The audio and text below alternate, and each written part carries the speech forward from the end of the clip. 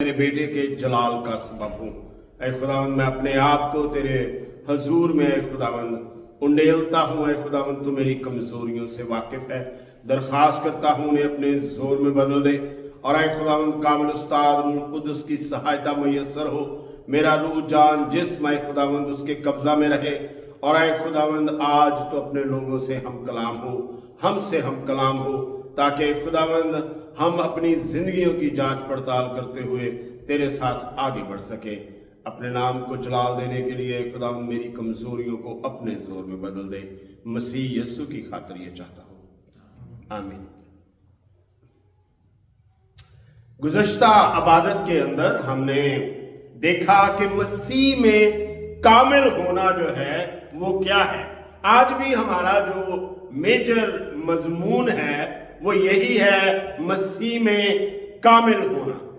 और हम आज उसके अंदर नंबर 1 के ऊपर देखेंगे, छोटे मज़ामीन के साथ इसका तल्लक है कि यीशु मसीह को किस तरह से अपनाया जा सकता है।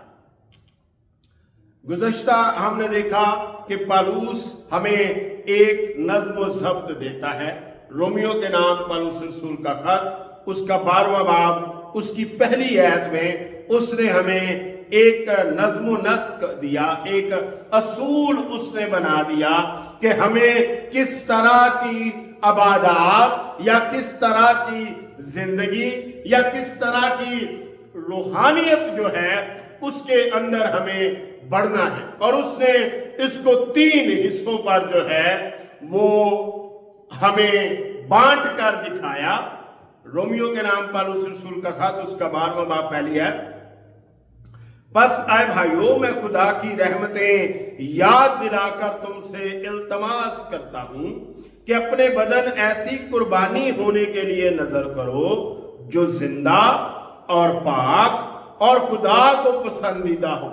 यही तुम्हारी माकूल इबादत है। माकूल, जिसके अंदर ना कुछ कम है ना कुछ ज्यादा है। जो तुम कर सकते हो तुमने उसको किया है या तुमने उसको करने की कोशिश की है। खुदावंद यीशु मसीह भी जब अपने शागिर्दों को तालीम दे रहे थे तो उन्होंने कहा, नौकर कभी भी अपने मालिक से बड़ा नहीं हो सकता, और जब तुम सब कुछ कर चुको तो कहो कि हम निकम्मे नौकर हैं। जिस तरह हमें करना चाहिए था हम नहीं कर पाए। कुछ ऐसा करना जो हमारी बिसात से बढ़कर हो वो खुदा नहीं चाहता, क्योंकि जब हम अपनी बिसात से बढ़कर करने की कोशिश करते हैं तो अक्सर हमारी राहें जो हैं वो गलत सिमत में चली जाती है। और पौलुस ये 3 ऐसे सांचे हमारे सामने रखता है कि हम अपनी रूहानी जिंदगी को, अपनी जिस्मानी जिंदगी को और अपनी तमाम मसरूफियात को किस सांचे में रख कर जो है वो जिंदगी गुजारते हैं। तो यीशु मसीह को कैसे हमें अपनाना है? क्या हम वही काम जो यीशु मसीह अपनी जिंदगी में करते रहे, हम मौजूदा जिंदगी में उन्हीं कामों को करना शुरू कर दें? खुदावंद यीशु मसीह जिंदगी में सियासी और मजहबी क़यादत की इस्लाह करते रहे। उन्होंने हजारा ऐसी जगहों के ऊपर फकी और फरीसियों को डांटा जो उस वक़्त के हाकिम वक्त थे, जो मजहबी और सियासी मामलात दोनों चला रहे थे। उसने उनको बरमला, उनकी गलत तालीम के ऊपर उन्हें डांटा और उन्हें इस्लाह उनकी की और उन्हें इस्लाह की तरफ लेकर आए। दूसरे नंबर पर उन्होंने मजबूर और बीमार लोगों की तीमारदारी की। انہوں نے ان کی مدد کی، انہوں نے انہیں شفا بخشی، انہوں نے ان کی داد رسی کی، انہوں نے ان کے بارے میں تعلیم دی، انہوں نے ان کو لوگوں سے بچایا، انہوں نے ان سے نفرت نہیں کی بلکہ لوگوں کو ان سے محبت کرنا سکھایا۔ اور پھر تیسرے نمبر پر اس نے بھوکوں کو کھانا کھلایا، اور پھر چوتھے نمبر پر وہ کر گزرا جو اس کی زندگی کا ایم تھا، جو اس کی زندگی کا مقصد تھا، گناہگاروں کی نجات کے لیے فدیہ دینا، گناہگار کا کفارہ دینا۔ اس نے صلیب کے اوپر اپنی جان دے کر بنی نوع انسان کی عاقبت کو جو ہے وہ سنوار دیا۔ تو کیا ہم یہ سب کچھ کرنے کی کوشش کریں؟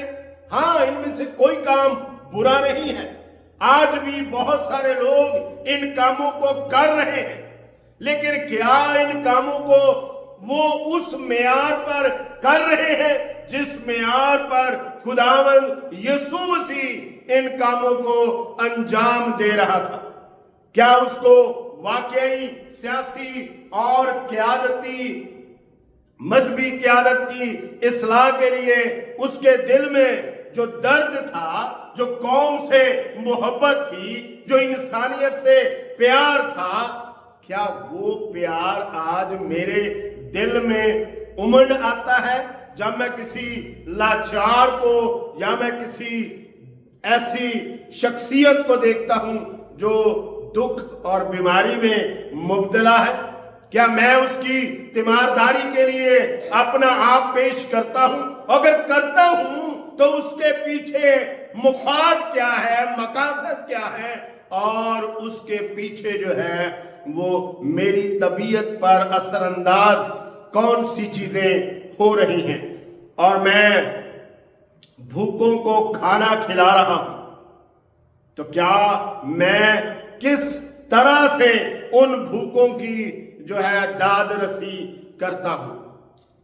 اور چوتھا کام خداوند یسوع مسیح نے کلام مقدس میں تعلیم دیتے ہوئے اس نے کہا، اپنے شاگردوں کی معرفت اس نے اس تعلیم کو آگے بڑھایا، اور اس نے کہا کہ بھائیوں کے لیے جان دینا بھی تم پر فرض ہے۔ تو کتنے بھائی چھوڑ کر، ایک بھائی بالکل میری دائیں طرف کھڑا ہے، ایک بھائی میری بائیں طرف کھڑا ہے، اور 5 دائیں بائیں کھڑے ہیں، کس کے لیے مجھے جان دینی ہے اور کس کو مجھے اپنی جان سے زیادہ عزیز رکھنا ہے؟ کیا پہلے کو یا 5ویں کو؟ ہماری زندگی میں ہر 5واں شخص ہمارے لیے جان سے زیادہ عزیز ہے، اور پہلے 4 جو ہیں ان کے ساتھ ہماری زندگیوں میں شکوے شکایات پائی جاتی ہیں۔ تو اس طرح سے ہم نہ معقول عبادت کر سکتے ہیں، اور نہ ہم زندہ ہیں، نہ ہم اپنے آپ کو پاک کر سکتے ہیں، اور نہ ہی ہم کبھی خدا کے حضور اس کے پسندیدہ گنے جا سکتے ہیں۔ اس کی کیا وجہ ہے؟ کیونکہ ہم خدا کی عزت نہیں کرتے۔ خداوند یسوع مسیح بائبل مقدس میں بتاتے ہیں کہ وہ کیا کرتے ہیں۔ اس نے کہا، تم آدمیوں سے عزت چاہتے ہو، میں اپنے بھیجنے والے کی عزت چاہتا ہوں۔ یہ فرق ہے مجھ میں اور تم میں، اور کس طرح مسیح کو اپنایا جا سکتا ہے۔ وہ اس قدر خدا کو پیار کرتا، وہ اس قدر خدا کی مرضی کی عزت کرتا تھا کہ وہ اپنے سارے کام چھوڑ کر پہلے خدا کے کام کو رکھتا ہے۔ بہت سارے لوگ جب یہودیہ میں جاتے تو سامریا میں سے نہیں گزرتے تھے۔ یہودی لوگ سمجھتے تھے کہ سامریا سے جب ہم گزریں گے تو ہمیں یہودیہ میں جا کر پھر سے جو ہے وہ پاک صاف ہونا پڑے گا، ہمیں طہارت کے عمل سے گزرنا پڑے گا۔ تو اس لیے وہ سامریا میں سے نہیں گزرتے تھے، اور شاگردوں کا بھی یہی سوچ اور یہی انداز تھا کہ ہم یہودیہ جا رہے ہیں، اس لیے ہم سامریا میں سے نہیں گزریں گے، ہمارا راہ سامریا میں سے گزرتا نہیں ہے۔ لیکن خداوند نے زور دے کر اس بات کو کہا، وہ سامریا میں سے اسے جانا ضرور تھا۔ یہ جو لفظ ضرور ہے، یہ ایک پوشیدہ مقصد کو بیان کرتا ہے۔ شاگرد تو نہیں جانتے تھے کہ آج کیا ہونے والا ہے، لیکن خداوند یسوع مسیح جانتا تھا کہ آج کیا ہونے والا ہے۔ اس کو پتا تھا کہ آج اس نے کس کتاب کو آج اس نے کھولنا ہے، آج اس نے کن کن کو زندگی میں شامل کرنا ہے۔ اور سخار کے کنویں کے اوپر آ کر وہ بیٹھ گیا اور شاگردوں کو کہا کہ جاؤ اور جا کر کھانا لے آؤ اپنے لیے مول۔ وہ کھانا لینے چلے گئے، اور سپہر کے وقت جب لوگ گرمی میں گھر میں بیٹھتے ہیں، ایک عورت اس کنویں پر آتی ہے پانی بھرنے کے لیے۔ یہی وہ مقصد تھا جس کے لیے خداوند نے کہا کہ اسے سامریا میں سے ہو کر جانا ضرور تھا، کیونکہ اس کی ملاقات جو ہے وہ خدا کے نقشے کے اندر تھی۔ اس کی ملاقات جو ہے خدا کا ایک بڑا مقصد تھا۔ اور جب وہ اس سامری عورت سے بات چیت کرتا ہے تو سامری عورت اس کی شخصیت سے، اس کی ذات سے حیران ہوتی ہے، اور وہ کیا کہتی ہے، گاؤں میں جاتی ہے اور جا کر لوگوں کو بلا کے لاتی ہے۔ خداوند خدا کا کام کرنا شروع کر دیتا ہے۔ اسی دورانیے میں شاگرد کھانا لے کے آ جاتے ہیں، چادریں بچھنا شروع ہو جاتی ہیں، آ جائے جی ربی آ جائیے کھانا کھائیے۔ تو خداوند یسوع مسیح نے کہا، میرا کھانا کوئی اور کھانا ہے، میرا کھانا یہ ہے۔ یوحنا کی انجیل 4 باب 34 ہے۔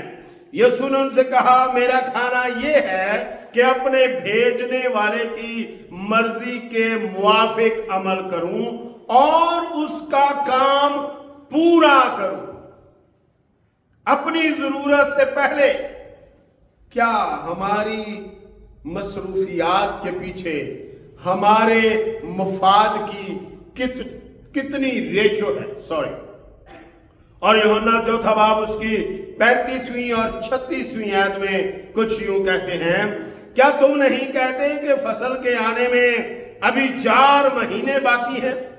دیکھو میں تم سے سچ کہتا ہوں، اپنی آنکھیں اٹھا کر کھیتوں پر نظر کرو کہ فصل پک گئی ہے، اور کاٹنے والا مزدوری پاتا اور ہمیشہ کی زندگی کے لیے پھل جمع کرتا ہے، تاکہ بونے والا اور کاٹنے والا دونوں مل کر خوشی کریں۔ اگر ہم اپنے مفاد کے پیچھے بھاگیں گے تو ہم اس خوشی سے محروم رہ جائیں گے جو خوشی خداوند ہمیں میسر کرنا چاہتا ہے، جو خوشی خداوند ہمیں دینا چاہتا ہے، جس خوشی میں وہ ہمیں شریک کرنا چاہتا ہے۔ گاؤں کا گاؤں سامریا کا خداوند یسوع مسیح کے پاس آ گیا۔ کس کے پاس ہے کھانا کھانے کا ٹائم؟ جان بچانا اس کے لیے کھانا کھانے سے بہتر تھا۔ اس لیے اس نے کہا کہ فصل بہت ہے اور تمہارے لیے موقع ہے۔ اور اگر ہم اس کو اور آگے پڑھیں تو خداوند کہتے ہیں کہ تم پر یہ مثل صادق آتی ہے کہ تم ان کھیتوں کے مالک ہو گئے جو تمہارے تھے ہی نہیں، تم نے وہ فصل کاٹی جو تم نے بوئی نہیں۔ اور جب میں کلام کے اس حصے میں پھر رہا تھا तो मुझे अपनी जात जो है, अपना काम जो है, वो बिल्कुल आटे में नमक के बराबर भी नहीं लगा। क्योंकि आज जिस जगह पर ईमानदार रुके हुए हैं, आज जिस जगह पर ईमानदार खड़े हैं, आज जिस जगह पर ईमानदार अपनी तरक्की, कामरानी, सरफराजी को जो है वो खुशी का जरिया बना रहे हैं, लेकिन वो इब्तदाई कलीसिया के दुखों के पहाड़ पर खड़े हैं। वो उन शोहदा के खून पर खड़े हैं जिन्होंने इसके लिए अपनी जानें दी।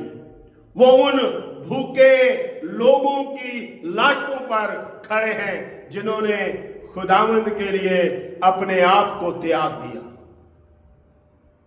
खुदावंद यीशु मसीह को अपनाना, उसकी तबीयत को अपनाना है। खुदावंद यीशु मसीह को अपनाना, उसके उस दर्दे दिल को अपनाना है जो वो दूसरों के लिए रखता है, जो वो दूसरों के लिए चाहता है। तो हम देख रहे थे कि खुदावंद यीशु मसीह बाप की इज्जत करता है, और आज का इंसान, आज का ईमानदार, आज का कायद, सियासी और मजहबी जो है वो खुदा को वो इज्जत नहीं देता। हम हमेशा सुनते हैं खुदा को अव्वल दर्जा दें, खुदा को अव्वल दर्जा दें, लेकिन जब कोई काम आता है हम इस बात को भूल जाते हैं। यूहन्ना की इंजील 8वां बाब 49 है। यीशु ने जवाब दिया कि मुझ में बदरू नहीं, मगर मैं बाप की इज्जत करता हूं और तुम मेरी बेइज्जती करते हो। इस्राएल को जिस वादे में शरीक किया गया, वो वादा किसकी तरफ से था? वो अहद किसकी तरफ से था? खुदा बाप की तरफ से। और खुदावंद यीशु मसीह उस अहद को पूरा करने के लिए आए हैं। खुदावंद यीशु मसीह उस अहद को सदाकत के मेयार पर पूरा करने के लिए आए हैं। और यहां किस कदर दर्द है इस आयत के फिक्रों में। खुदावंद उनकी भलाई चाह रहे हैं और वो कह रहे हैं तुझ में बदरू है। खुदावंद उनके लिए नेकी करना चाह रहे हैं, वो कह रहे हैं नहीं, तेरा कोई मुफाद छुपा है इसमें। तो खुदावंद कहते हैं मुझ में बदरू नहीं है, बल्कि मैं तुम्हारी भलाई चाहता हूं, क्योंकि मेरे बाप ने तुम्हारे साथ वादा किया है और मैं उसको पूरा करना चाहता हूं। इसलिए मैं तुम्हें कुछ नहीं कहता, क्योंकि मैं बाप की इज्जत करता हूं। और मत्ती की इंजील 15वां बाब 8वीं आयत में खुदावंद क्या कहते हैं? ये उम्मत जुबान से तो मेरी इज्जत करती है, लेकिन दिल इनके मुझसे दूर है। लिखा है ये उम्मत जुबान से तो मेरी इज्जत करती है, मगर इनका दिल मुझसे दूर है। ये ऐसे ही है जैसे खुदावंद यीशु मसीह कहते हैं अगर अंधे को अंधा राह दिखाएगा तो क्या दोनों गड्ढे में नहीं गिरेंगे? मत्ती की इंजील 15वां बाब 14वीं आयत में लिखा है ये, और यूहन्ना 5:44 में आपके लिए पढ़ना चाहता हूं। तुम जो एक दूसरे से इज्जत चाहते हो और वो इज्जत जो खुदावंदे वाहिद की तरफ से होती है नहीं चाहते, क्यों कर ईमान ला सकते हो? बोल सकते हो, कह सकते हो, बहुत बड़ी बड़ी बातें कर सकते हो, लेकिन ईमान नहीं ला सकते। जो ही तुम्हारा वास्ता उन चीजों से पड़ेगा, तुम उन बोली हुई बातों से हट जाओगे। यूहन्ना की इंजील 5वां बाब उसकी 43वीं है। मैं अपने बाप के नाम से आया हूं और तुम मुझे कबूल नहीं करते। अगर कोई और अपने ही नाम से आए तो उसे कबूल कर लोगे। क्यों? इसलिए कि जो कोई दूसरा आता है اپنے نام سے آتا ہے وہ ہمیں ہمارے مفاد جو ہے وہ بڑھا چڑھا کر پیش کرتا ہے اور ہم اس کے گرویدہ ہو جاتے ہیں.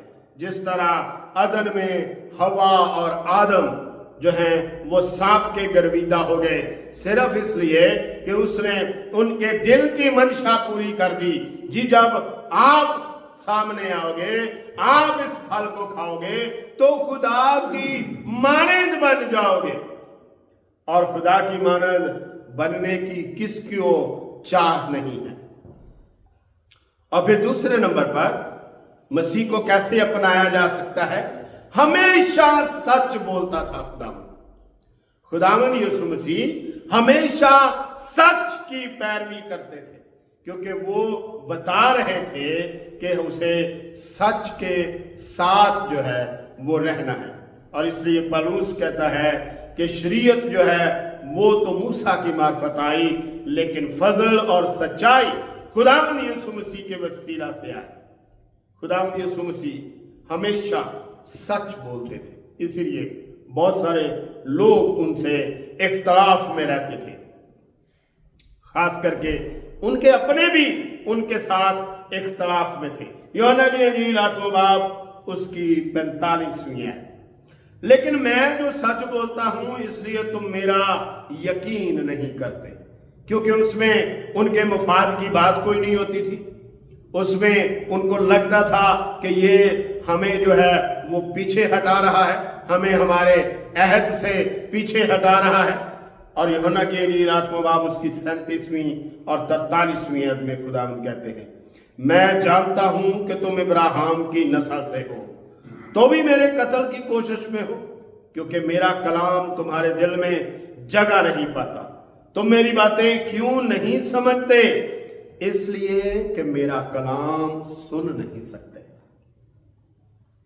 آج ہم جو اس جگہ پر کھڑے ہیں، ہم جو اس بات کے دعوے دار ہیں کہ ہم مسیح کے پیرو ہیں، ہم مسیح کے نقش قدم پر چل رہے ہیں، ہم اس کے پاؤں پر پاؤں رکھ کر چل رہے ہیں، ہم اس کے پاؤں کے نشانات کو جو ہے وہ تحقیق کے ساتھ ان کے اوپر چل رہے ہیں. تو کیا ہم ان باتوں میں زندہ ہیں کہ ہم سچائی کی پیروی کریں، ہم اس خدا کی قدر و مصلحت کو جانیں اور اس کے مطابق عزت کریں. اور اسی لیے پولس رسول رومیو کے نام خط لکھتے ہوئے 1:21 عدد میں کہتا ہے اس لیے اگرچہ انہوں نے خدا کو جان تو لیا، اچھی بات ہے، خدا کو جان گئے، انہوں نے نجات حاصل کر لی، انہوں نے خدا سے تعارف حاصل کر لیا، انہوں نے خدا کو قبول کر لیا، لیکن اگلی جو زندگی کا موڑ اور اگلا جو زندگی کا قدم ہے اس کے اوپر نہیں جا سکے. اس لیے اگرچہ انہوں نے خدا کو جان تو لیا لیکن اس کی خدائی کے لائق اس کی تمجید اور شکر گزاری نہ کی، بلکہ باطل خیالات میں پڑ گئے اور ان کے بے سمجھ دلوں پر اندھیرا چھا گیا اور وہ اپنے آپ کو دنا جتا کر بیوقوف بن گئے اور خدا کے جلال کو فانی انسان اور کیڑے مکوڑوں کی صورت میں بدل ڈالا. ہم خدا کو جان گئے ہیں، یہ ہمارا دعویٰ ہے، فلک شگاف دعویٰ ہے. کوئی کسی سے یہ پوشیدہ نہیں ہے، کوئی اس سے انکار نہیں کر سکتا. لیکن کیا ہم اپنی شخصی زندگی میں، ہم اپنی باطنی زندگی میں کیا دوسری 3 باتوں سے بچے ہوئے ہیں؟ اس کی خدائی کے لائق ہمیں تمجید اور شکر گزاری کرنی ہے، ہمیں باطل خیالات سے نکلنا ہے. ہر وہ خیال جو ہمیں صرف ہماری ذات کے حصار میں لے کے آئے وہ باطل ہے، وہ ہمیں خداوند سے دور لے جاتا ہے، وہ ہمیں دوسروں کے اور ہمارے درمیان فاصلے جو ہے وہ بڑھاتا ہے، جدائی ڈالتا ہے. इसलिए आज अपनी अपनी जिंदगी पर गौर करें कि क्या मैं अपनी जिंदगी में यीशु मसीह को अपना रहा हूं। हर रोज लम्हा ब लम्हा उससे करीब तर होते जाएं। और पौलुस बहुत खूबसूरत तरीका इसका बताता है कि अपने बदन ऐसी कुर्बानी होने के लिए पेश करो जो जिंदा, पाक और खुदा को पसंदीदा हो। आइए आज इसी अहद के साथ हर लम्हा, हर दिन अपने आप को खुदावंद की तरफ राग़िब करें, खुदावंद के साथ वक्त गुजारें, खुदावंद को इज्जत दें, खुदावंद के लिए काम करें और अपनी खास कामों और ज़िंदगी की मसरूफियात पर खुदावंद को तरजीह दें। खुदावंद इस कलाम के सबब से मुझे और आप सबको बड़ी बरकतों से नवाजे। आइए कलाम मुक़द्दस के लिए दुआ करें। हमारे दरमियान उस्ताद मोहतरम तशरीफ़ फरमा है। दरख्वास्त की जाती है कि कलाम खुदा के लिए दुआ करें और जमात को कलमात बरक़ात के साथ रुख़सत करें। मेरे खुदावंद यीशु मसीह में हमारे आसमानी बाप, हमारे जिंदा खुदावंद इब्राहिम, इसहाक और याकूब के खुदा, हम खुदावंद यीशु मसीह के प्यारे अजीम जलाली अब्दी नाम के वसीले से तेरे पास आते हैं। तेरे खुदावंद तेरा शुक्र, तेरी तारीफ, तेरी हमद करते हैं, तेरी सताइश करते हैं तेरे अजीम इंतज़ाम के लिए। खुदावंद तेरा शुक्र हो इस पैगाम के लिए। अपने बंदे को अपने जलाल के लिए इस्तेमाल कर और प्यारे खुदावंद हमें तौफीक दे कि हम तेरी ताबेदारी करें। रूत और विल्सन को खुदावंद ताकत दे, तंदुरुस्ती दे। प्यारे खुदावंद उनको शफा दे, तेरा प्यारा नाम जलाल पाए। फिर से हमें अपने वक़्त पर इकट्ठा कर और तेरे प्यारे नाम को जलाल मिले। खुदावंद यीशु मसीह के प्यारे अजीम जलाली अब्दी जिंदा नाम के वसीले से मांगते हैं, आमीन। अब हमारे खुदावंद यीशु मसीह का फजल, खुदा बाप की मोहब्बत, पाक रूह की शराकत अब हम सबके साथ हमेशा, अब से लेकर हमेशा तक होती रहे, आमीन।